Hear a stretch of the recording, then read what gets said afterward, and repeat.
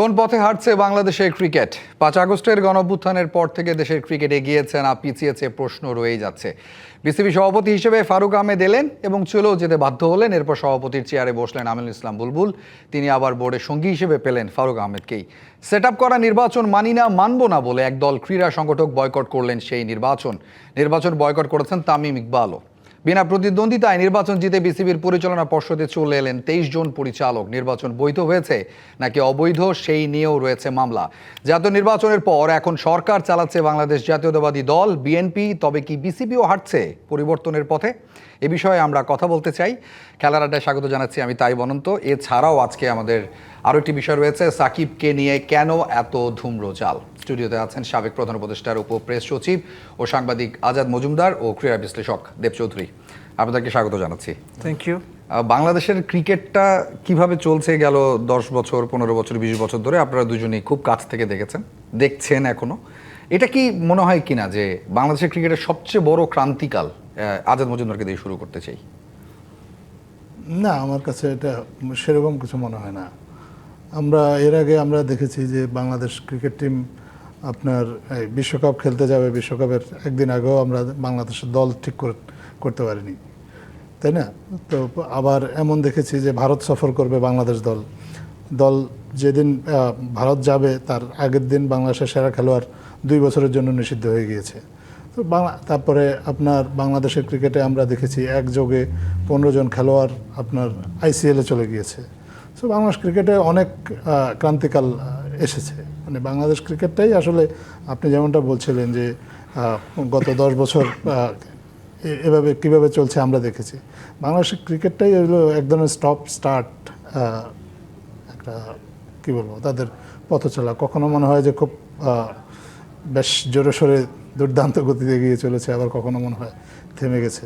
এরকম নানা সংকটের ভিতর দিয়েই বাংলাদেশ ক্রিকেটে এগিয়েছে। আমরা বিশ্বাস করি যে এই সংকটটা এখন যেটাকে আমরা দেখছি, এটাকে যদি আমরা সংকট মনে করি তাহলে আমরা মনে করি যে এই সংকটটাও কেটে যাবে হয়তো, এবং সামনে বাংলাদেশ ক্রিকেট আবার তার স্বাভাবিক নিয়মেই এগিয়ে যাবে। জি, দেব চৌধুরী, আপনার কাছে আসতে চাই। কন্টেন্ট ক্রিয়েট করছেন এখন, আপনি ক্রিকেট নিয়ে রেগুলার কথা বলেন, নিশ্চয়ই আপনার ভক্তরা সেটা শুনে। এই যে বাংলাদেশ ভারতে খেলতে গেল না বিশ্বকাপটা, ভারতে খেলবো না বিষয়, মুস্তাফিজ থেকে শুরু করে যা যা হয়েছে সবাই যারা ক্রিকেট ফলো করেন সবাই জানেন। বাট একটা বিষয় রিসেন্টলি খুব জোরে সোরে বলা হচ্ছে, গেল 2 সপ্তাহ ধরে খুব চলছে, এন্টি ইন্ডিয়া সেন্টিমেন্টটা কাজ করেছে এখানে, যে আমরা আসলে ইন্ডিয়া বিরোধী। এরকম কখনো আপনার মনে হয়েছে এই ইস্যুতে যে আসলে ইন্ডিয়া বিরোধী বলেই আমরা খেলতে যাইনি ভারতে, নাকি আসলেই আপনি মনে করেন নিরাপত্তা ইস্যুই ছিল, সেটাই মূল কারণ ছিল? ধন্যবাদ অনন্ত। ফার্স্ট অফ অল, যেটা নিরাপত্তা ইস্যুর কথা বারবার ঘুরে ফিরে এসেছে, এটা আনডিনায়েবল। যে কোনো কিছুতে আপনার পার্টিকুলার ইন্ডিভিজুয়াল ক্রিকেটারের নাম যখন মেনশন করা হয় যে এই ক্রিকেটার না থাকলে ভালো, during match day supporters, flags, jersey carry না করলে ভালো, ক্যারি করলে সেখানে একটা জটিলতা বা সমস্যা তৈরি হওয়ার সম্ভাবনা রাখে, এগুলো আপনি উড়িয়ে দিতে পারবেন না। এটা মেনেই বাদবাকি আলোচনা করাটা জরুরি। এখন যে অ্যান্টি ইন্ডিয়ান সেন্টিমেন্ট বা ইন্ডিয়াতে আমরা খেলতে যাব না, এটা এক একজন এক একভাবে দেখবে। এখন আপনি যদি মনে করেন যে সম্পূর্ণরূপে অ্যান্টি ইন্ডিয়ান সেন্টিমেন্টটা জিয়ে রাখার জন্য, হয়তো বিগার কোনো কজে, যেটা হয়তো আমি জানি না, সেটা যদি আপনার ওই কজটা সামনে এনে বাংলাদেশকে বিশ্বকাপ খেলা থেকে দূরে রাখার সিদ্ধান্ত হয়ে থাকে, দ্যাট ইজ ওই পক্ষের কাছে অ্যাকসেপ্টেবল। আবার আপনি যেটা বলছেন যে উল্টো দিকের ভাষাটা কিন্তু সম্পূর্ণ বিপরীত, যে অ্যান্টি ইন্ডিয়ান সেন্টিমেন্টটা বাংলাদেশের খেলা বা বাংলাদেশের বিশ্বকাপটা খেলাটা জরুরি ছিল, রিগার্ডলেস অফ এই যে আপনার সিকিউরিটি থ্রেট। এখন অনেকে এখানে বলার চেষ্টা করেন যে বাংলাদেশ একটা সিকিউরিটি টিম পাঠাতে পারতো, বাংলাদেশ ব্যুরোক্রেসির দিক থেকে আরেকটু সময় নিতে পারতো, কিন্তু বাংলাদেশ একদম শুরুতেই আলোচনার টেবিলে নেগোসিয়েশন করার ব্যাপারটা কি, যে কেউ একটু বেশি ছাড় দেবে, কেউ একটু কম ছাড় দেবে, তারপর একটা সমঝোতার মাঝখানে বা একটা সমঝোতাপূর্ণ সিদ্ধান্তে আসা। কিন্তু বাংলাদেশ শুরুতেই পয়েন্ট অফ নো রিটার্নে চলে গেছে, এই বক্তব্যটাও কিন্তু আছে। জিনিসটা হচ্ছে মূল বক্তব্য, বাংলাদেশ বিশ্বকাপ খেলতে পারেনি, এবং এটা ডেফিনেটলি প্লেয়ারদের উপরে একটা ইম্প্যাক্ট ফেলেছে এবং ইম্প্যাক্ট ফেলারই কথা। আর আরেকটা বিষয় হচ্ছে যে এক সময়ে ওই সময়ের যে আপনার ক্রীড়া উপদেষ্টা ছিলেন আসিফ নজরুল, তিনি বলেছিলেন যে এটা সম্পূর্ণ সরকারি সিদ্ধান্ত, অর্থাৎ সরকার সিদ্ধান্ত নিয়েছে।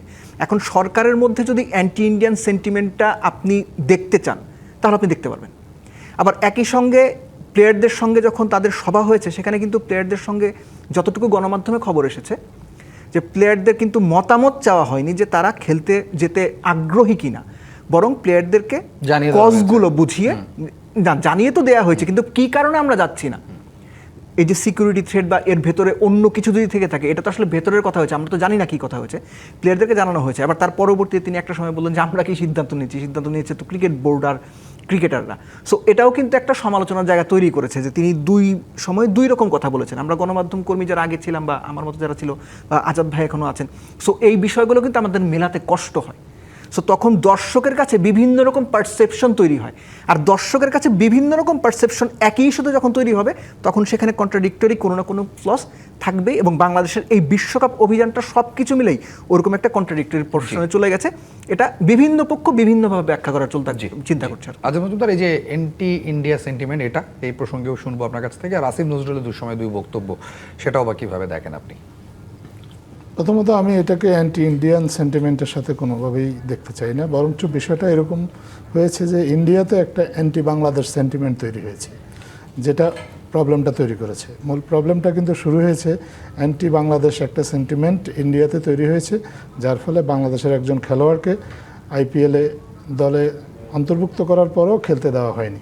এবং এই অ্যান্টি বাংলাদেশ সেন্টিমেন্টটা শুধুমাত্র যে ক্রিকেটকে এফেক্ট করেছে তা না, এটার কারণে ইন্ডিয়ার অনেক নাগরিকও কিন্তু সাফার করেছে। আপনি দেখেছেন বাংলাদেশি পরিচয়ে আপনার গণপিটুনিতে ভারতের নাগরিকদেরকেই পিটিয়ে মারা হয়েছে, এটা একাধিক ঘটনা ঘটেছে। সো বাংলাদেশ বিরোধী যে প্রচারণাগুলো আমরা দেখেছি বিশ্বকাপের কিছু আগে থেকেই এই প্রচারণাগুলো চলছিল, এবং এই বাংলাদেশ বিরোধী প্রচারণার কারণেই কিন্তু আসলে নিরাপত্তার সংকটটা তৈরি হয়েছে। সো আপনি যদি এখানে অ্যান্টি ইন্ডিয়া বলেন, আমি মনে করি না যে এটার সাথে অ্যান্টি ইন্ডিয়া সেন্টিমেন্ট থাকুক বা না থাকুক সেটা কোনো সম্পর্ক আছে, বরঞ্চ ইন্ডিয়াতে অ্যান্টি বাংলাদেশ যে সেন্টিমেন্টটা তৈরি হয়েছে, সেই সেন্টিমেন্টের কারণেই কিন্তু বাংলাদেশ নিরাপত্তাহীনতায় ভুগেছে, বা বাংলাদেশের মধ্যে এক ধরনের নিরাপত্তাজনিত আতঙ্ক তৈরি হয়েছে। এইটা হলো সবচেয়ে বড় কারণ। আর আপনি যদি দেখেন, বাংলাদেশ কিন্তু বিশ্বকাপ থেকে সরে যায়নি, বাংলাদেশকে বিশ্বকাপ থেকে সরিয়ে দেওয়া হয়েছে। বাংলাদেশ আইসিসির কাছে বিশ্বকাপটা শ্রীলঙ্কায় খেলতে চেয়েছিল। বাংলাদেশ বলেনি যে আমরা বিশ্বকাপ খেলবো না, আমরা শ্রীলঙ্কায় খেলবো, যেহেতু ভারতে আমাদের নিরাপত্তাজনিত কিছু সমস্যা তৈরি হয়েছে। এবং একটা দেশ যখন কোনো একটা নির্দিষ্ট দেশে খেলতে নিরাপদ বোধ না করে, তখন তাকে অন্য দেশে খেলতে দেওয়ার উদাহরণ আছে, আইসিসি তৈরি করেছে। সেক্ষেত্রে আমরা বাংলাদেশ সেই সুযোগটা পেতে পারতো। পয়েন্ট অফ নো রিটার্নের যে আলোচনাটা দেব বললো, আমার কাছে মনে হয়েছে যে পয়েন্ট অফ নো রিটার্নে আইসিসি চলে গিয়েছিল, বাংলাদেশ চলে যায়নি। বাংলাদেশ এক্ষেত্রে ফ্লেক্সিবলই ছিল। আইসিসি যদি বাংলাদেশ যেভাবে চেয়েছিল সেই বিষয়ে যদি আন্তরিক ভূমিকাটা রাখতো, বা এক্ষেত্রে অন্য সদস্য দেশগুলোর সাথে যদি আইসিসি দ্বিপাক্ষিক ভিত্তিতে আলোচনা করতো, বা এখানে অন্য কিছু স্টেক হোল্ডার ছিল, দুইটা আলোচনা হয়েছে যে বাংলাদেশের গ্রুপটাই শ্রীলঙ্কায় সরিয়ে নেওয়া, অথবা গ্রুপিংটা চেঞ্জ করে বাংলাদেশকে অন্য একটা গ্রুপে অ্যাকোমোডেট করা। তো এক্ষেত্রে অন্য পার্টিসিপেটিং যে কান্ট্রিগুলো ছিল তাদের সম্মতির একটা বিষয় ছিল। তো সেই সম্মতিগুলো আইসিসি নেওয়ার চেষ্টা করেছে বলে আমাদের জানা নেই। যেটা হয়েছে সেটা হচ্ছে পাকিস্তানের আহ্বানে একটা বোর্ড মিটিং হয়েছে, এবং এই বোর্ড মিটিংয়ে যে বাংলাদেশের পক্ষে কেউ থাকবে না, এটা খুব স্বাভাবিক। কারণ আপনার আইসিসিতে যে ইন্ডিয়ান হেজিমনিটা বিদ্যমান আছে, এর বিরুদ্ধে যাওয়ার সাহস কারণেই, কারণ মূল ফাইন্যান্সটা আছে ইন্ডিয়া থেকে, আইসিসির যে ফাইন্যান্সটা, এবং এই ফাইন্যান্সটা অনেকেরই দরকার, যে কারণে তারা কেউ নৈতিকভাবে বাংলাদেশের প্রতি তাদের যদি সমর্থন থাকেও, তারা ভোটাভুটিতে গিয়ে সেক্ষেত্রে বাংলাদেশের পক্ষে এই অবস্থানটা নিতে পারে না। আমি তথ্য হিসাবে আপনাকে বলতে পারি, অন্তত দুটো বোর্ড আছে যারা বাংলাদেশকে জানিয়েছিল লিখিতভাবে একটা এবং মৌখিকভাবে, যে যদি এসব ক্ষেত্রে এরকম ক্ষেত্রে তাদের সমর্থনের প্রয়োজন হয়, তারা প্রয়োজনে বাংলাদেশের পাশে থাকবে, কিন্তু শেষ পর্যন্ত তারা থাকতে পারেনি। আমি পাকিস্তান বাদ দিয়ে বলছি। সো এক্ষেত্রে যদি পয়েন্ট অফ নো রিটার্নে কেউ চলে যায়, সেক্ষেত্রে আইসিসি গিয়েছে। আইসিসি বাংলাদেশের ম্যাচটাকে শ্রীলঙ্কায় শিফট করার কোনো রিয়েলিস্টিক অ্যাটেম্পটই নেয়। অ্যাটেম্পট নেওয়ার পরে যদি তারা বলতে পারতো যে হ্যাঁ আমরা চেষ্টা করেছিলাম, কিন্তু এই প্রবলেমগুলো প্র্যাকটিক্যালি হাজির হয়েছে, যে কারণে আমরা আসলে ম্যাচগুলো রিলোকেট করতে পারছি না। আইসিসি থেকে যদি এ ধরনের কোনো একটা ব্যাখ্যা পাওয়া যেত তাহলে আমরা বুঝতে পারতাম। আমি যে একটু ICC ইন্টারাপ্ট এই করি চেষ্টাটা আপনার অনুমতি ছিল। নিয়ে। আইসিসির প্রেস রিলিজে কিন্তু আইসিসি বলেছে যে এমন একটা ঘটনাকে উল্লেখ করে বাংলাদেশ ভারতে খেলতে চায় না, যে ঘটনাটার আসলে একটা বিচ্ছিন্ন ঘটনা, এটার সাথে না, বাংলাদেশ শুধু বিশ্বকাপের কোনো এই সম্পর্ক এই নেই। ঘটনাটাকে উল্লেখ করে খেলতে চায়নি, বিষয়টা তা না। বাংলাদেশ সেখানে সামগ্রিকভাবে নিরাপত্তাহীনতার কথাটা বলেছে, এবং সামগ্রিকভাবে যে নিরাপত্তাহীনতার বাংলাদেশের জন্য যে ভারত সেই সময়টাতে বা এখনও যে বাংলাদেশ ক্রিকেট টিমের জন্য বা বাংলাদেশের সাংবাদিকদের জন্য, বাংলাদেশের দর্শকদের জন্য নিরাপদ না, এটা নিয়ে কিন্তু কেউ মানে দ্বিমত পোষণ করেনি। জি। আইসিসি বা ভারত ছাড়া মোটামুটি সবাই এই বিষয়টা, সবারই পর্যবেক্ষণ একই রকম, যে বাংলাদেশের জন্য নিরাপত্তা শঙ্কা ওখানে ছিল। আপনি মনে করেন কিনা, একটু ছোট্ট করে শুনবো আপনার কাছ থেকে, বাংলাদেশ বিশ্বকাপে ফাইনালি খেলতে পারেনি, আইসিসি খেলতে দেয়নি বা হোয়াট এভার, আমরা যেভাবে এটা টেক করি না কেন, এতে বাংলাদেশের ক্রিকেটের ক্ষতি হলো কি হলো না, ওই জায়গাটা না, ক্ষতি তো অবশ্যই হয়েছে। যে কোনো বিশ্বকাপ খেলা তো আপনার বাংলাদেশের ক্রিকেটারদের স্বপ্ন, তারপরে বিশ্বকাপের সাথে রেভিনিউর একটা বিষয় আছে, বাংলাদেশের দর্শক সমর্থকদের আগ্রহের একটা বিষয় আছে। অবশ্যই এটা ক্ষতি হয়েছে, কিন্তু এই ক্ষতিটার আপনি মেনে নিতে হবে বা মেনে নিতে হয়েছে বাংলাদেশকে, বিকজ ঝুঁকিটাও একই রকম ছিল। আপনি বাংলাদেশেও তো নিরাপত্তা ঝুঁকির কারণে অনেক দেশ বিভিন্ন সময় আসেনি, তো তাতে তাদের ক্রিকেটেও তো হয়তো কিছুটা ক্ষতি হয়েছে। বাংলাদেশ, আপনি জানেন যে 23 বছর ধরে অস্ট্রেলিয়াতে আপনার ক্রিকেট সিরিজ খেলতে যেতে পারেনি এখনও, এবছর সম্ভবত যাবে।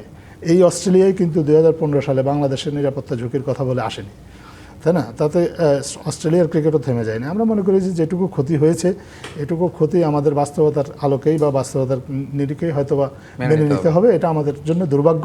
বিশ্বকাপটা খেলতে পারলে অবশ্যই ভালো হতো। বিশ্বকাপ খেললে আমরা হয়তো বা বাংলাদেশ দলের কিছু সম্ভাবনাময় পারফরমেন্সও দেখতে পারতাম, কিন্তু যেহেতু এখন হয়নি, এখন আমার মনে হয় এটা নিয়ে আমরা বারবার কথা না বলে বাংলাদেশ ক্রিকেট আসলে সামনে কিভাবে এগিয়ে যেতে পারে সেই চিন্তাটাই আমাদের এখন সবার। এরপরে তো আমরা আরো অনেক ঘটনা দেখেছি। এরপরে মহসিন নাকভি, পিসিবি, বিসিবি এবং আইসিসি মিটিং করেছে, সেখানে আবার একটা বিশ্বকাপ বাংলাদেশকে দেওয়া হয়েছে, আর অনেক ঘটনা ঘটেছে। একটু যেহেতু অস্ট্রেলিয়ার বিষয়টি আজাদ মজুমদার তুললেন, সেখানে একটু যেতে চাই। 2টো টেস্ট খেলার সুযোগ পাচ্ছে বাংলাদেশ, 20 বছরের বেশি সময় পর বাংলাদেশ অস্ট্রেলিয়া সফর করবে। প্রশ্ন হচ্ছে যে দুটো শহরে খেলা, একটা ডারউইন আর একটা নামই আমার মনে পড়ছে না এখন, ম্যাকাইয়া বা সামথিং কিছু একটা। সো এই দুটো শহরে কেন ওখানে খেলা হবে, কেন সিডনি নয়, কেন মেলবোর্ন নয়, কেন বড় গ্রাউন্ডে নয়? দেব চৌধুরী, প্রথম কথাটা হচ্ছে যে আপনার যে মাঠগুলোর কথা আপনি বললেন, সিডনি, মেলবোর্ন, গ্যাবা, পার্থ, এগুলো ঘুরে ফিরে অস্ট্রেলিয়ার যে 5টা ভেন্যু আছে এখানেই তারা টেস্ট ম্যাচগুলো খেলে বড় টিমের এগেনস্টে। কিন্তু যতটুকু জানা যায় যে তাদের বাংলাদেশের মতো টিমের সঙ্গে যখন খেলে তখন কস্টিংয়ের যে ব্যাপারটা, সেই ব্যাপারটা তারা ঠিকভাবে উঠিয়ে আনতে পারে না। এর মধ্যে আপনার লাস্ট যে ভেন্যুটা, সেটা বোধহয় অস্ট্রেলিয়ার 12তম টেস্ট ভেন্যু হতে যাচ্ছে। সাউথ আফ্রিকাও কিন্তু সেখানে খেলেছে, যদি ভুল না করি শ্রীলঙ্কাও সেখানে খেলেছে। সো নতুন একটা ভেন্যু ক্রিকেট ওয়ার্ল্ডের কাছে প্রেজেন্ট করার জন্য, বা সেটা আসলে কতটুকু তৈরি কিংবা কতটুকু সেটা দর্শকরা গ্রহণ করে, গ্লোবাল ক্রিকেটিং যে স্ট্রাকচার আছে তারা কীভাবে গ্রহণ করে, দেখারও ব্যাপার আছে। তো সব কিছু মিলিয়ে বাংলাদেশকে আমার যেটা মনে হয় যে এই কারণেই ওখানে নেওয়া হয়েছে বা ওখানেই ভেন্যুটা ফিক্স করা হয়েছে। আমি একটু যোগ করি জাস্ট দেবের সাথে, টাইমিংটাও আমার মনে হয় এখানে একটা দেখার বিষয় আছে। আপনি যদি দেখেন যে অস্ট্রেলিয়ান সামারে, অস্ট্রেলিয়া মূলত টেস্ট ম্যাচগুলো খেলে তাদের সামারে, যেগুলো ডিসেম্বর, জানুয়ারি বা নভেম্বর এই সময়টাতে, কিন্তু বাংলাদেশ যে সময়টাতে টেস্ট খেলতে যাচ্ছে সেই সময়টা হচ্ছে অগাস্ট। ওই সময়টাতে ওই ভেন্যুগুলোর দিকে ঠান্ডা, ওই ভেন্যুগুলো ঠিক অস্ট্রেলিয়ার যে মূল ভেন্যুগুলো, এগুলো ক্রিকেট উপযোগী থাকে না। কিন্তু অস্ট্রেলিয়ার যে উত্তরাঞ্চল, বিশেষ করে নর্দার্ন টেরিটরি, যেখানে আপনার সামারটা থাকে মূলত জুলাই অগাস্টে, যে কারণে আপনার 2008 সালে যখন বাংলাদেশ ক্রিকেট খেলতে গিয়েছিল, অস্ট্রেলিয়া সফরে গিয়েছিল, তখনও কিন্তু ওই সিরিজটা অগাস্টেই হয়েছিল এবং এই খেলাগুলো ডারউইনে হয়েছিল। এবারও টেস্ট সিরিজটা আপনার এই সময়টাতে হবে, এবং এই সময়টাতে যদি আপনার টেস্ট সিরিজ আয়োজন করতে হয় তাহলে অস্ট্রেলিয়াকে তার উত্তরাঞ্চলের ভেন্যুকেই বেছে নিতে হতো। সেটা ডারউইন বা কেয়ার্নস বা অন্য কোনো সিটি হতে পারে, কিন্তু জিওগ্রাফিক্যালি তাকে এই টেরিটরিটাকেই প্রেফার করতে হতো, এবং এটাও একটা কারণ যে বাংলাদেশের ম্যাচগুলো এই ধরনের ভেন্যুগুলোতে হচ্ছে। দেব চৌধুরী কিছু বলছিলেন। সেটা হচ্ছে যে অস্ট্রেলিয়াতে এত বছর পর যে বাংলাদেশ খেলতে যাচ্ছে, আমার মনে হয় যে রিগার্ডলেস অফ ভেন্যু, অস্ট্রেলিয়ায় টেস্ট খেলার যে সুযোগটা, এটা বাংলাদেশের নেওয়া উচিত ভালো পারফর্ম করে। কেননা এর আগে আমরা বিভিন্ন সময় দেখেছি যে শ্রীলঙ্কা ইংল্যান্ডে যখন খেলতে যেত একটা করে টেস্ট খেলা হতো, আমরা তখন ছোট, কিন্তু আমরা দেখতাম যে একটা টেস্ট হতো। পরবর্তীতে একটা পার্টিকুলার সময়ে ইংল্যান্ডকে যখন ওই টেস্টে বোধহয় সানাব জায়েদ 200 করেছিলেন, ডি সিলভা রানাদুঙ্গা ক্যাপ্টেন ছিলেন, যখন তারা ওই রকম হিরোইক পারফরমেন্স দিল তারপর থেকে কিন্তু আর কখনোই শ্রীলঙ্কা ইংল্যান্ডে গিয়ে একটা করে টেস্ট খেলেনি, 2-3টা এরকম করে টেস্ট খেলেছে। সো বাংলাদেশও যদি অস্ট্রেলিয়াতে সত্যিকার অর্থে এরকম বেটার কিছু দেখাতে পারে টেস্ট প্লেইং কান্ট্রি হিসেবে, তো আমার মনে হয় যে বাংলাদেশকেও পরবর্তীতে আমরা যেটা দেখতে চাই দর্শক হিসেবে, যে সিডনি কিংবা গ্যাবা কিংবা ধরেন মেলবোর্নে বাংলাদেশ টেস্ট খেলবে, সেটা হতে পারে। কিন্তু বাংলাদেশের জন্য এই সুযোগটা আমার মনে হয় যে ভেন্যু কোথায় হলো এই আলোচনাটা খুব বেশি মানে রাখে না, বরং বাংলাদেশ কেমন পারফর্ম করবে অস্ট্রেলিয়ার মাটিতে, অস্ট্রেলিয়ার এগেনস্টে টেস্ট ক্রিকেটে, এটাই আলোচনার মূল বিষয় হওয়া উচিত এবং প্রিপারেশনটাও সেই অনুযায়ী সুযোগটা নেওয়া উচিত, অবশ্যই নেওয়া উচিত, অবশ্যই। আমাদের সাথে আপনারা আছেন আর ফিরছি একটু পরে। খেলার আড্ডার সময় হলো ছোট্ট একটা বিরতির, ফিরে আসছি কিছুক্ষণের মধ্যে। সাকিব আল হাসানের টপিকটা এখনো বাকি আছে।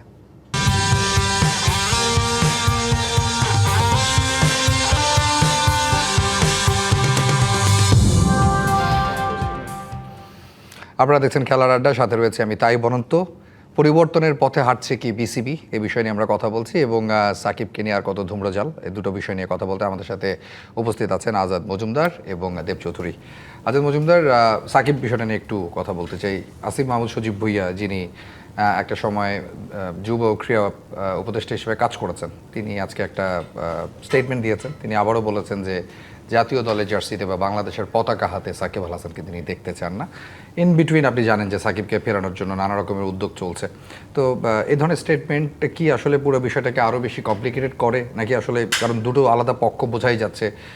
আসিফ মাহমুদের এগেনস্টে দুদকের সামনে একটা বড় সাকিব আল হাসানের সমর্থকদের ভিড় ছিল, যেটাকে তিনি মবও বলেছেন। পুরো বিষয়টাকে কীভাবে দেখছেন?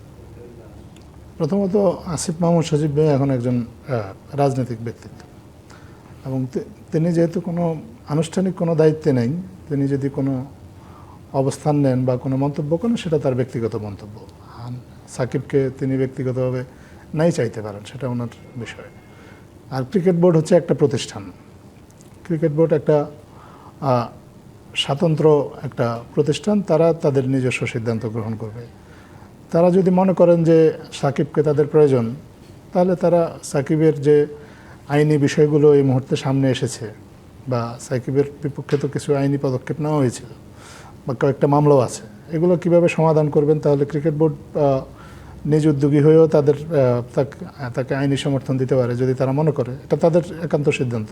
আমরা তো দেখেছি বাংলাদেশের ক্রিকেটে এমন দৃষ্টান্তও আছে যে আপনার ধর্ষণের অভিযোগে জেলে গিয়েছে, তারপরে ক্রিকেট বোর্ডের উদ্যোগে সেই ক্রিকেটারকে আপনার জেল থেকে নিয়ে এসে আমরা বিশ্বকাপে নিয়ে গিয়েছি, এবং তারপরে আপনার বিশ্বকাপে তার ভালো পারফরমেন্সের কারণে তার বিরুদ্ধে চার্জও ড্রপ করা হয়েছে। বাংলাদেশের ক্রিকেটে এগুলো হয়েছে আগে, এটা এমন না যে নতুন কিছু। এখন ক্রিকেট বোর্ড যদি মনে করে যে সাকিবের বিরুদ্ধে যে অভিযোগগুলো আছে এই অভিযোগগুলো সাকিব আইনিভাবে মোকাবেলা করবে এবং ক্রিকেট বোর্ড তাকে আইনি সহায়তা দেবে, সেটা ক্রিকেট বোর্ডের সিদ্ধান্ত। ক্রিকেট বোর্ডকে সেই সিদ্ধান্তটা নিতে হবে বা ক্রিকেট বোর্ডকে জানাতে হবে। আবার আসিফ মাহমুদ সজীব ভুঁইয়া বাংলাদেশের একজন নাগরিক হিসেবে তারও অধিকার রয়েছে বাংলাদেশের ক্রিকেট দলকে সে কীভাবে দেখতে চায় সে বিষয়ে তার মন্তব্য করা। জি জি, দেব চৌধুরী, সাকিব আল হাসানকে আমাদের প্রয়োজন আছে কিনা এই মুহূর্তে জাতীয় দলে? এটা খুব কঠিন প্রশ্ন। এই প্রশ্নটা অ্যাকচুয়ালি বিসিবির কাউকে করলে, স্পেসিফিক্যালি ন্যাশনাল টিম রিলেটেড, সবচেয়ে ভালো হতো। আমি যতটুকু বুঝি, এইখানে আসার আগে আজাদ ভাইয়ের সঙ্গে আমরা আলোচনা করছিলাম যে সাকিবকে আপনি ফেরাবেন, জাস্ট সাকিব খেলে রিটায়ারমেন্টে চলে যাবে দেশের মাটিতে, তার যে ইচ্ছা সেই অনুযায়ী তাকে রিটায়ারমেন্টের সুযোগ দেওয়ার সেজন্য, নাকি যেহেতু ওয়ানডে সিরিজটা নিয়ে কথা হচ্ছে, 2027 বিশ্বকাপের পরিকল্পনায় সাকিব আছেন। দুটো কিন্তু সম্পূর্ণ ভিন্ন বিষয়। যদি সাকিব 2027 বাংলাদেশ দলের বিশ্বকাপ পরিকল্পনায় থাকে, তাহলে সাকিবকে ফেরানোর প্রক্রিয়া, তারপর সাকিবকে দলের সঙ্গে অ্যাকোমোডেট করে টিম প্ল্যানিং, সেটা একরকম হবে। আর যদি শুধুমাত্র সাকিবকে সুযোগটা দেওয়া রিটায়ারমেন্টের, তাহলে একরকম। এবং এটা ক্রিকেট বোর্ডকে পরিষ্কার করতে হবে, এটা কিন্তু সরকার পরিষ্কার করবে না। ক্রিকেট বোর্ডকে পরিষ্কার করতে হবে যে সাকিবকে ফেরানোর মূল উদ্দেশ্যটা কী। কেননা এই যে সাকিববিহীন বাংলাদেশ দল, বাংলাদেশ সব শেষ 6টা ওয়ানডে সিরিজের 5টাই বোধহয় হেরেছে। আফগানিস্তানের সঙ্গে তারা হোয়াইট ওয়াশ হয়েছে, মানে বেশ বাজে পারফরমেন্স। এই সময়ে বাংলাদেশ টিম ম্যানেজমেন্ট যদি মনে করে যে না, সাকিবকে আমাদের দরকার ওই 5 নম্বরে বা 6 নম্বরে বা হোয়াটএভার বা 3 নম্বরে দরকার, সাকিবকে আমরা 1 বছর খেলাবো, স্পষ্ট করা উচিত।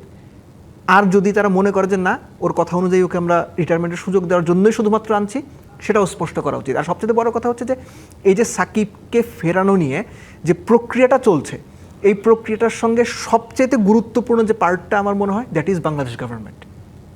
সরকার আসলে ঠিক কী চায়? কেননা সাকিবের নামে যে মামলাগুলো রয়েছে এই মামলাগুলো থাকা অবস্থায় বা নিষ্পত্তি না হওয়া অবস্থায় সাকিব কি ফিরবেন? সাকিবের জায়গায় আপনি হলে ফিরতেন? আমার তো সেটা মনে হয় না।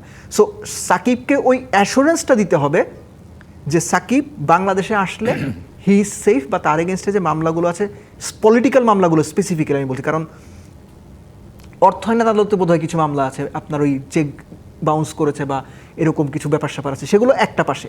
কিন্তু রাজনৈতিক যে মামলাগুলো আছে এগুলো সাকিবের পক্ষে না বিপক্ষে কাজ করবে এই সিদ্ধান্ত কিন্তু ক্রিকেট বোর্ড নিতে পারবে না, এই সিদ্ধান্ত নিতে হবে সরকারকে। সো ব্যাপারটা আমরা যত সহজ মনে করছি অতটা সহজ কিন্তু না, কেননা সাকিবকে ফেরানো হবে এই পক্ষে বাংলাদেশের কোটি কোটি দর্শক ভক্ত আছে যারা চায় সাকিব আবার মাঠে ফিরুক, বাংলাদেশের জার্সিতে খেলুক। আবার এর বিপক্ষে একটা পক্ষ আছে যারা মনে করে যে না, সাকিবকে ফেরানোটা সঠিক কাজ হবে না। সরকারকে কিন্তু শুধুমাত্র, সরকার কার সরকার? বিএনপির সরকার, কিন্তু সরকার তো বাংলাদেশের সব মানুষের সরকার। সো তার কিন্তু ওই দুই পক্ষের কথা চিন্তা করে সিদ্ধান্তটা নিতে হবে। সো আমার মনে হয় যে সরকারও এই ব্যাপারটা নিয়ে খুব সহজেই একদম হুট করে একটা সিদ্ধান্ত নিয়ে ফেলতে পারবে বা নিয়ে নেবে, এটা এই মুহূর্তে বসে আমার ঠিক মনে হচ্ছে না। যুব ক্রীড়া প্রতিমন্ত্রী যিনি বলেছেন, আমিনুল ভাই বলেছেন যে তারা এই পার্টিকুলার ইস্যুটাতে নমনীয় থাকবেন, হুইচ ইজ ফাইন। কেননা তিনি বা তার মতো অনেকেই বারবার বলার চেষ্টা করছেন, সাকিব না শুধু, মাশরাফির কথাও কিন্তু ঘুরে ফিরে এসেছে, যে তারা একজন প্লেয়ারকে প্লেয়ার হিসেবেই ট্রিট করতে চান, তার রাজনৈতিক পরিচয় বা রাজনৈতিক কর্মকাণ্ডটা ইগনোর না করে একপাশে সরিয়ে রেখে ওই প্লেয়ারের মর্যাদায় তাকে আবার ফিরিয়ে আনতে চান বা একটু নমনীয় থাকতে চান। এখন সেই নমনীয়র যে জায়গাটা, এই নমনীয়র জায়গাটা আসলে কতটুকু, প্রকৃত অর্থে কতটুকু, এটা যখন আপনার সরকার সিদ্ধান্ত নেবে, কারণ বিসিবির পক্ষ থেকে কিন্তু বলা হয়েছে যে তাদের দিক থেকে যে ধরনের পেপার ওয়ার্ক করার কথা সেই পেপার ওয়ার্কগুলো তারা সংশ্লিষ্ট দপ্তর বা মন্ত্রণালয়ে দিয়ে দিয়েছেন। অর্থাৎ বিসিবির পক্ষ থেকে এখন আর কিছু করার না, এটা বিসিবি কিন্তু বলেছে। সো এখন বল সরকারের কোর্টে, এখন সরকার এই বল নিয়ে মানে কি করবে, ইটস আপ টু দেম। কিন্তু আমরা তো মানে ইন্টারিম গভর্নমেন্টের সময় দেখেছি, তখন তো সরাসরি বলা হয়েছে যে শেখ হাসিনার সাথে যেহেতু সম্পৃক্ততা রয়েছে, আওয়ামী লীগের ব্যাকগ্রাউন্ড রয়েছে, সাকিব আল হাসানকে জাতীয় দলের জার্সিতে আমরা চাই না। বিএনপি সরকার সাকিব আল হাসানের ব্যাপারে যুব ক্রীড়া মন্ত্রী প্রতিমন্ত্রীর পক্ষ থেকে আমরা শুনছি তিনি নমনীয়, কিন্তু আদৌ আসলে বিগার প্রসপেক্টে মোটা দাগে আজাদ মজুমদার আপনি কিভাবে দেখেন? আসলে বিষয়টা কি খুব ইজিলি সলভেবল, নাকি এটা আসলে আবারও স্ট্রেচ হবে, এটা দড়ি টানার মতো? এটা তো ধরেন সরকার নমনীয় হতে পারে, বিসিবিও নমনীয় হতে পারে, কিন্তু এর বাইরেও একটা বিষয় থেকে যায়, সেটা হচ্ছে যে আদালতের একটা বিষয় আছে। কারণ সাকিবের বিরুদ্ধে তো কিছু ক্রিমিনাল অফেন্সের এলিগেশন আছে, যে এলিগেশনগুলো আদালতে দাখিল করা হয়েছে, দুদক তার বিপক্ষে মামলা গ্রহণ করেছে। অ্যান্ড আদালতের বিষয়টাতে তো আসলে সরকারের কিছু করণীয় নেই, আর সিদ্ধান্তটা দেবে আদালত। আদালত তাকে, তার এমনও আছে যে তার, আমি ঠিক নিশ্চিত না, যতদূর জানি যে তার দেশ থেকে নিষেধাজ্ঞা আছে। এখন যদি আদালত তার দেশ থেকে নিষেধাজ্ঞা না তুলে নেয়, তাহলে আপনি সাকিবকে আনলেন কিন্তু বিদেশে কোনো সিরিজ খেলতে তাকে নিতে পারলেন না, বিকজ সাকিবের দেশ থেকে নিষেধাজ্ঞা আছে।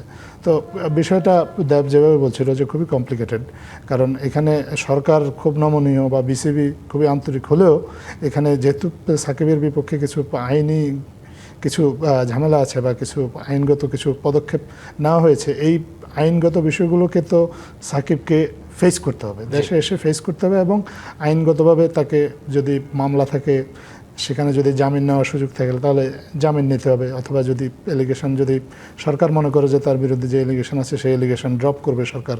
কিছু কিছু ক্ষেত্রে সরকারের তদন্ত সংস্থা যেগুলো সরকারের নিয়ন্ত্রণাধীন, তারা তদন্ত করে যদি তার বিরুদ্ধে অভিযোগের সত্যতা না পায় তাহলে তারা চার্জ ড্রপ করতে পারে, বা বিসিবি তাকে লিগ্যাল অ্যাসিস্ট্যান্সটা দিতে পারে। এগুলো আমার মনে হয় যে এগুলা চাইলে আমার ভোজবাজির মতো হয়ে গেল, বিষয়টা এরকম না। এগুলা কিছু আইনগত জটিলতা আছে, আর এর সাথে আবার ক্রিকেটিং কিছু বিষয় আছে, সাকিবের ফিটনেস, ফর্ম, এগুলো দেখার বিষয় আছে। সাকিব অবশ্যই বাংলাদেশকে অনেকদিন সার্ভিস দিয়েছে, বাংলাদেশের অন্য সেরা খেলোয়াড় ইতিহাসের, কিন্তু তিনি এই মুহূর্তে তার ফিটনেসটা কি সেটা যাচাই বাছাই করে দেখার বিষয় আছে। তার যেহেতু তিনি এখন বাংলাদেশ জাতীয় দলে খেলছেন না, মূলত ফ্র্যাঞ্চাইজি ভিত্তিক কিছু লিগে খেলছেন, টি-20 খেলছেন, তার ম্যাচ ফিটনেসটা বাংলাদেশ জাতীয় দলে খেলার উপযোগী কিনা, এগুলো ক্রিকেটিং বিষয় আছে। যারা ক্রিকেট সংশ্লিষ্ট দলের ফিটনেস কোচ আছে বা কোচ নির্বাচক আছেন, তারা দেখবেন ক্রিকেটিং বিষয়গুলো উনি আসলে ঠিক দলে ফিট করেন কিনা এই মুহূর্তে, এটা তারা দেখবেন। আর আইনগত যে বিষয়গুলো আছে তারা আসলে যেখানে সংশ্লিষ্ট যারা আছেন তারা দেখবেন। সবার সব কিছু একটা বিন্দুতে এসে মিললেই আসলে সাকিবের পক্ষে দেশে ফেরা বা বাংলাদেশ জাতীয় দলে আবার তার পক্ষে খেলা সম্ভব হবে। তবে বিষয়টা আমার মনে হয় এখানে যেহেতু অনেকগুলো পক্ষ জড়িয়ে আছে, সো এটা কারো একক নিয়ন্ত্রণাধীন বা কারো একক ইচ্ছাধীন নয় এখন আর। জি, আপনাদের দুজনের কথা শুনে মনে হচ্ছে বিষয়টা বেশ জটিল। 4টা মামলা মনে হয় রয়েছে সাকিবের আপনার against-এ। নিজের কাছে কি এটা খুব সহজ মনে হয়? না, মনে হচ্ছে না, কিন্তু এমন কন্টেন্ট তো আমরা দেখছি রেগুলার যে সাকিব আল হাসান উড়ে আসবেন, পাকিস্তানের সাথে খেলবেন, সিরিজ কিন্তু একেবারে দরজায় করা নাড়ছে। তো এই বিষয়গুলো আসলে সাধারণ মানুষদেরকে দেখেন, বিভ্রান্ত একটা ব্যাপার করে হচ্ছে কিনা? কি, সাধারণ মানুষের আগ্রহের জায়গাটা থাকবে, কেননা আপনি যখন বাংলাদেশ ক্রিকেটের গ্রেটেস্ট এভার ক্রিকেটারদের কামব্যাক নিয়ে আলোচনা করছেন, আর সাকিবের এই কামব্যাকটা যদি হয় সেটা ওয়ার্ল্ড ক্রিকেটের ইতিহাসে খুব সিগনেচার একটা কামব্যাক হয়ে থাকবে। সাধারণ মানুষ এগুলো শুনতে চায়, জানতে চায়। সো সাধারণ মানুষকে আপনি কি মেসেজটা ডেলিভার করছেন, এটা হচ্ছে ইম্পর্টেন্ট, আমি যতটুকু বুঝি। কারণ আমি এখানে বসে বলে দিতেই পারি ফার্স্ট যে ওয়ানডে 11 তারিখ পাকিস্তান টিম আসবে, 9 তারিখ সাকিব 8 তারিখে চলে আসবে। আমি যদি বলি 500 জন লোক শুনলে 100 জন মানুষ বিশ্বাস করবে। এখন 100 জন মানুষকে বিশ্বাস করানোর জন্য আমি না জেনে না বুঝে এরকম একটা কথা বলাটা সঠিক কিনা, এটার অ্যাসেসমেন্টটা আমার করতে হবে। সো অনেক লেখালেখি হবে, অনেক আলোচনা হবে। আজাদ ভাই রাইটলি মেনশনড যে অনেকগুলো পক্ষের যে বিষয় আছে সব কিছু এক বিন্দুতে আসতে হবে। আর এখানে একটা ব্যাপার তো সত্যি যে মামলা রয়ে গেল, সাকিব জামিন নিয়ে খেললেন, সাকিব কি রাজি হবেন? আমার কিন্তু সেটা মনে হয় না যে এই সিচুয়েশনে সাকিব তখনই আসতে রাজি হবেন যখন তার এগেনস্ট, আবারও বলছি যে 5ই অগস্টের পর যে পলিটিক্যাল মামলাগুলো ছিল বা রাজনৈতিক মামলাগুলো ছিল সেগুলো যে পর্যন্ত তার নামে না থাকবে, বা দ্য ওয়ে আজাদ ভাই মেনশন যে চার্জগুলো উঠিয়ে না নেওয়া হবে, সেই পর্যন্ত কিন্তু সাকিবও এসে সেফ ফিল করবেন না বা আসতে চাইবেন না। সাকিবের জায়গায় হলে অন্য যে কেউ হয়তো এইভাবে ভাবতো। সো ব্যাপারগুলো হচ্ছে কি যে বাংলাদেশ ক্রিকেটে আমরা অনেক সময় অনেক কিছু দেখি যে পার্টিকুলার কোনো সিচুয়েশনে যখন সিচুয়েশনগুলো একটু ক্রাঞ্চ থাকে তখন অনেকগুলো টপিক সামনে চলে আসে, এর মধ্যে একটা টপিক হঠাৎ করেই বুমিং হয় যে মানুষ সেটা নিয়ে কথা বলতে থাকে। যেমন বিসিবির নির্বাচন আগামীতে হবে কিনা, এই বোর্ড থাকবে কিনা, এরকম আলোচনা আছে, এর মধ্যে সাকিবের আলোচনা। তো সব কিছু মিলে কি মানুষের চিন্তাভাবনা, দর্শকদের চিন্তাভাবনা বিভিন্ন দিকে ধাবিত হয়। তো বিভিন্ন পক্ষ আছে যারা আবার এটা আনন্দ পায়, মজা পায়। সো আমরা গণমাধ্যম কর্মী যারা, আমি আগে গণমাধ্যম কর্মী ছিলাম বা আজাদ ভাই এখনও গণমাধ্যমের সঙ্গে আছেন, আমরা সব কিছু দেখি, বোঝার চেষ্টা করি, বলার চেষ্টা করি। কিন্তু আইডিয়াল সিচুয়েশন কোনটা এটা পয়েন্ট আউট করতে হবে। আপনি যাদের কথা বলছিলেন যে কথা হচ্ছে দর্শকেরও এখানে আমার মনে হয় যে একটু মাথা খাটানোর ব্যাপার আছে, পুরো বিষয়গুলো একটু ডিপ ডাউন করে চিন্তা ভাবনার ব্যাপার আছে যে আসলে ঘটনা কি ঘটছে। আমি একটু ছোট ব্রেক নিব। দেব চৌধুরী, তারকে ছোট্ট করে জানতে চাই, যেহেতু বিসিবির পক্ষ থেকেও কন্টেন্ট ক্রিয়েটারদেরকে নিয়ে একটা স্টেটমেন্ট দেওয়া হয়েছে, আপনি যে একজন কন্টেন্ট ক্রিয়েটার, এই জায়গাটাতে কন্টেন্ট ক্রিয়েটারদের একটা বড় ভূমিকা আছে কিনা মানে এই সাকিবের ব্যাপারে যে কোনো বিষয় আর কি, যে এই ধরনের দেখেন, স্টেটমেন্ট? কন্টেন্ট ক্রিয়েটারদের অবশ্যই, এটা শুধুমাত্র ক্রিকেট কেন বলছেন, সব কিছুতেই এটার ভালো মন্দ দুটো দিকই আছে। সো কন্টেন্ট ক্রিয়েটার দর্শকের জন্যই তো কন্টেন্টটা তৈরি হচ্ছে, যে আপনি শোটা করছেন কার জন্য? আপনি, আমি বা আজাদ ভাই আমাদের জন্য তো না।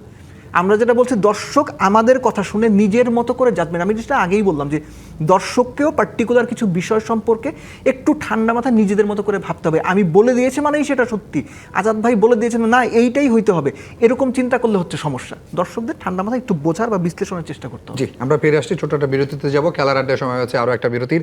ফিরে আসছি, আমাদের আরও একটা পর্ব বাকি রয়েছে।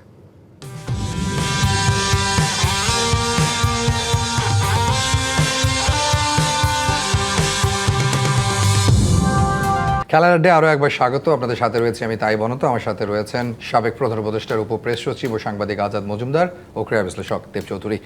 দেব, একটা বেশ বড় রিউমার রয়েছে আমিনুল ইসলাম বুলবুলকে ঘিরে। মেলবোর্নে তিনি গেছেন, তার আগেও আমরা দেখেছি যে রাতের আধারে চলে গেলেন মেলবোর্নে, এরকম। আবার সকালবেলা দেখলাম বুলবুল সাহেব বিসিবিতেই রয়েছেন, হ্যাঁ অফিস করছেন। মানে তো এই জিনিসটা নিয়ে এখন যেটা, যে তিনি আসলে সরকার বদল হয়েছে দেখে তিনি চলে গেছেন, এই ধরনের রিউমার, এটাকে আপনি কিভাবে দেখছেন আপনার জায়গা থেকে? তিনি চলে গেছেন এটা রিউমার হিসেবে দেখাটা আপনার ইন্ডিভিজুয়াল চয়েস। কেননা একজন মানুষ তার পরিবারের সঙ্গে দেখা করতে যেতেই পারেন। তিনি যে কারণে গিয়েছেন, যে নর্মালি ছোটোবেলা থেকে আমরা কী দেখে এসেছি, মানে আমি আমার অভিজ্ঞতাটা বলি, যে প্রথম রোজার ইফতারটা বা সেহরিটা মানুষ তার পরিবারের সঙ্গে করতে চায়। আমি আমার সারাউন্ডিংসে এরকমই দেখেছি।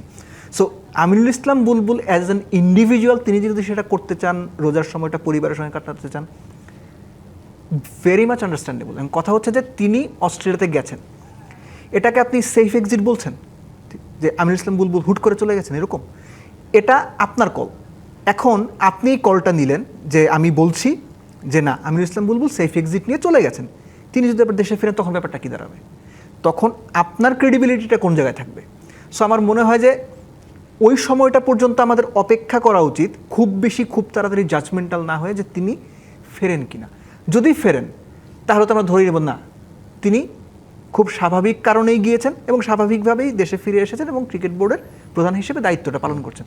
এখন তিনি আসার পরে ক্রিকেট বোর্ডটা তিনি কিভাবে চালাবেন, সরকারের সঙ্গে তার সম্পর্ক কেমন হবে, কারণ বাংলাদেশে তো এই ট্রেডিশনটা আছে যে সরকার বদল হলে বিভিন্ন ক্রীড়া ফেডারেশনেই পরিবর্তনগুলো হয়। সো ক্রিকেট বোর্ডেও সেরকম কিছু হবে না, সেগুলো তো পরের কথা। So first we have to wait যে আমিনুল ইসলাম বুলবুল দেশে ফেরেন কিনা, ফিরলে কবে ফিরেন, তারপরে এই বাদবাকি আলোচনাটা। কিন্তু এই যে হুট করে চলে গিয়েছেন, এর আগে আমি যখন আমার নিজের ফেসবুক পেজে কন্টেন্ট করি বা ইউটিউব চ্যানেলে, সেখানে আমি বলেছি যে হুট করে বলে দেওয়া যে সেফ এক্সিট নিয়ে চলে গেছেন এবং এই মুহূর্তে এটা বলা বোধহয় ঠিক না, ওনার আসার পর্যন্ত ওয়েট করাটা। হ্যাঁ, কারণ দিন শেষে তিনি একজন গণ্যমান্য ব্যক্তি, তার এগেনস্ট একটা স্টেটমেন্ট দেওয়ার আগে আজাদ মজুমদার আপনি কিভাবে দেখেন যেটা বলছিলেন দেব চৌধুরী, এই পুরো বিষয়টাকে আমিনুল ইসলাম বুলবুলের কোটেড আনকোট আর কি সেফ এক্সিট বিষয়টা?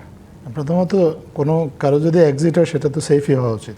আমরা নিশ্চয়ই চাইবো না যে Unsafe exit। এক্সিটটা আনসেফ হোক, তাই না?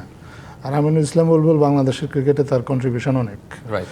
বাংলাদেশে তিনি বিশ্বকাপের প্রথম অধিনায়ক, বাংলাদেশের সাবেক অধিনায়ক, বাংলাদেশের প্রথম টেস্ট সেঞ্চুরিয়ান। বাংলাদেশের ক্রিকেটের ফাউন্ডেশনটাই আমিনুল ইসলাম বুলবুলদের হাতে করা। আইসিসি ট্রফিতে 97 সালে বাংলাদেশ দলের অন্যতম গুরুত্বপূর্ণ সদস্য ছিলেন আমিনুল ইসলাম বুলবুল। আর আমিনুল ইসলাম বুলবুল তার পরিবারের কাছে গিয়েছেন, সেটা তো তিনি যেতেই পারেন। ওনার সেফ এক্সিটের আলোচনাটা আসতেছে কেন? ওনার বিরুদ্ধে কি কোনো ক্রিমিনাল এলিগেশন এসেছে? আমি যতদূর জানি যে এরকম কোনো এলিগেশন আসে নাই। ওনার সাকসেস ফেলিউর নিয়ে আলোচনা হতে পারে, ওনার অ্যাপ্রোচের কারেক্টনেস বা উনি যে অ্যাপ্রোচে ক্রিকেট বোর্ড চালাচ্ছেন সেটা ভুল হতে পারে, কারো কারো বিচারে সেটা উনি হয়তো ঠিক কাজটি করেননি। কিন্তু যতদূর জানি যে ওনার বিরুদ্ধে তো ব্যক্তিগতভাবে ওনার বিরুদ্ধে এমন কোনো অভিযোগ আসেনি যার জন্য ওনাকে বাংলাদেশ ছেড়ে চলে যেতে হবে বা সেফ এক্সিটের প্রয়োজন হবে। উনি ক্রিকেট বোর্ড পরিচালনায় উনি ব্যর্থ হতে পারেন। ওনার সভাপতি হিসেবে উনি দায়িত্ব নেওয়ার পর ওনার কাছে যে এক্সপেকটেশন আপনার আমার ছিল, সেটা আমরা কারো মনে হতে পারে যে সেই এক্সপেকটেশন অনুযায়ী উনি কাজ করতে পারেননি। সেক্ষেত্রে সরকারও মনে করতে পারে এবং সরকার তাকে তখন ক্রিকেট বোর্ডের সভাপতি পদটা যাতে তিনি সসম্মানে ছেড়ে দিয়ে তিনি তার জায়গায় ফিরে যেতে পারেন, সেই ব্যবস্থাটাও বা সেই পদটাও সরকার তার জন্য করতে পারে। তো এগুলো হলো পরের আলোচনা। প্রথমে কিন্তু যেই আলোচনাটা হচ্ছে যে উনি সেফ এক্সিট নিয়ে চলে গিয়েছেন, এগুলো হলো ওই যে মুখরোচক কিছু কথাবার্তা যেগুলো বললে কারো ভালো লাগে, কিছু মানুষের দৃষ্টি আকর্ষণ করা যায়। আমি মনে করি যে এগুলো সেই ধরনের আলোচনা, এগুলোর আসলে বাস্তবে এই ধরনের আলোচনা অপ্রয়োজনীয়। জি, যেহেতু বর্তমান যুব ক্রীড়া প্রতিমন্ত্রী আমিনুল ইসলাম হক, আসলে আমি গুলে ফেলছি, এত আমিনুল আমাদের স্পোর্টসে যে কনফিউজড হয়েছে, এবং আমাদের স্পোর্টসে অনেক আসিফও একই সাথে। তো আমিনুল তিনি যেটা বলেছেন এই দায়িত্বটা পাওয়ার আগে যে এই বোর্ডটা অবৈধ, নির্বাচন অবৈধ, ওইখানে কন্ট্রাডিক্টরি হয় কিনা বিষয়টা আসলে? তিনি এখন দায়িত্বে রয়েছেন, তিনি এখন আসলে কিভাবে দেখছেন বিসিবির এই পরিচালনা পর্ষদ, মামলা রয়েছে, জটিলতা অনেক কিছু রয়েছে আজাদ মজুমদার এখানে? দুজনেই তো আমিনুল ইসলাম বুলবুল আর আমিনুল হক। তো আমাদের বর্তমান ক্রীড়া প্রতিমন্ত্রী উনি যদি যেটা নির্বাচনের আগে যেটা বলেছেন সেটা যদি উনি মিন করে থাকেন, তাহলে ওনার তো এখন স্টেপ নেওয়ার সুযোগ আছে, উনি নেবেন। আর এটা ওনার যদি রাজনৈতিক বক্তব্য হয়ে থাকে, আমরা জানি যে আমিনুল হক নিজেও একজন ক্রীড়াবিদ ছিলেন, পাশাপাশি উনি একজন রাজনীতিবিদও।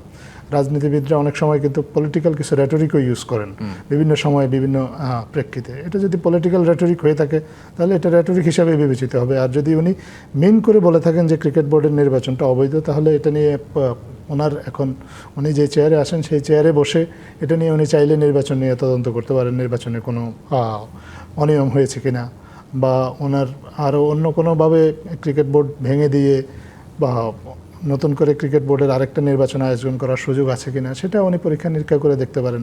বা এইটা নিয়ে তো আদালতেও আমাদের ক্রিকেট বোর্ডের একটা পক্ষ গিয়েছেন, আদালত কি সিদ্ধান্ত দেয় সেটার জন্য উনি অপেক্ষা করতে পারেন। যে মোট কথা হচ্ছে যে উনি যেহেতু এখন একটা দায়িত্বশীল পদে আছেন, সিদ্ধান্তটা আসলে ওনাকেই নিতে হবে। উনি আসলে কিভাবে চান, কিভাবে হোক উনি চান, তবে সম্পূর্ণটা তার ইচ্ছাধীন বিষয়টা নাও হতে পারে। যেহেতু ক্রিকেট বোর্ড যেভাবেই হোক এটা একটা নির্বাচিত ক্রিকেট বোর্ড, এবং একটা নির্বাচিত ক্রিকেট বোর্ডে আমাদের দেশে বা যে কোনো দেশেই সরকারের রাজনৈতিক হস্তক্ষেপ এইসব ক্ষেত্রে এইসব বোর্ডের আন্তর্জাতিক যে সংস্থাগুলো আছে তারা খুব একটা ভালো চোখে দেখে না। এমনিতেই ধরেন এই মুহূর্তে আইসিসির সাথে বাংলাদেশের একটা টানাপোড়েন গিয়েছে বিশ্বকাপ ইস্যুতে।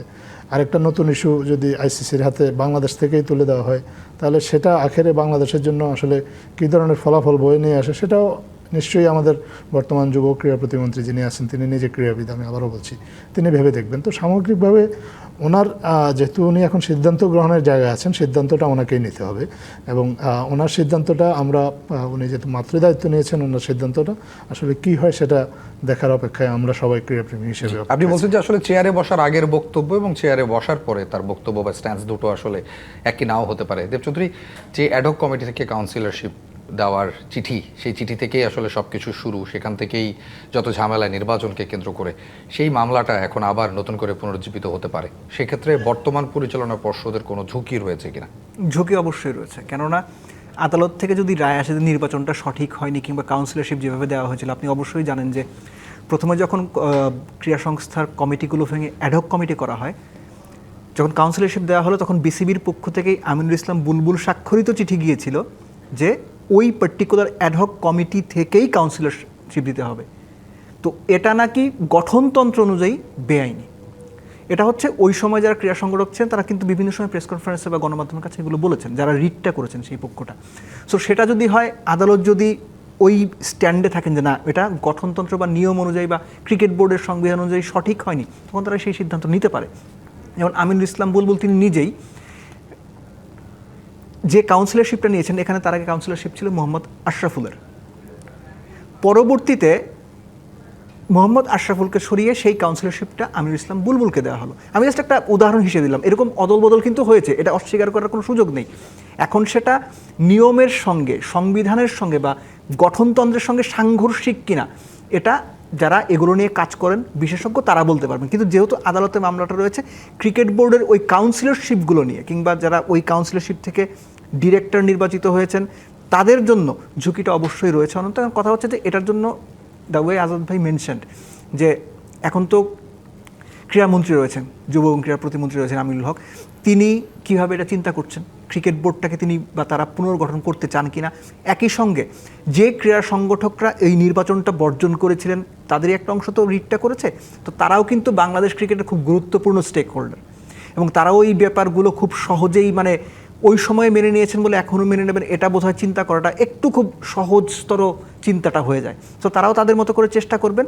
বাট ক্রিকেট বোর্ড এখন বাংলাদেশের রাজনৈতিক বাস্তবতায় বা রাজনৈতিক যে সংস্কৃতি রয়েছে সেই সংস্কৃতি অনুযায়ী যদি বলি, এখানে কিছু ঝুঁকির জায়গা অবশ্যই রয়েছে।